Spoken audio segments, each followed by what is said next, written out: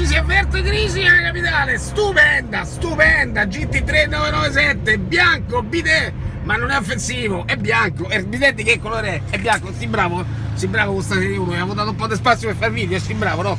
Porta rispetto, mamma mia che maleducazione, oh.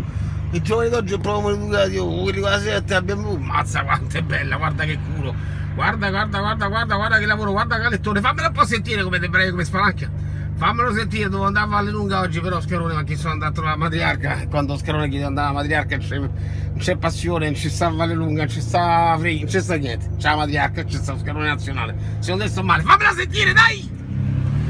Se c'è il Pino Gabri davanti, come fa sto coraggio a fammela sentire?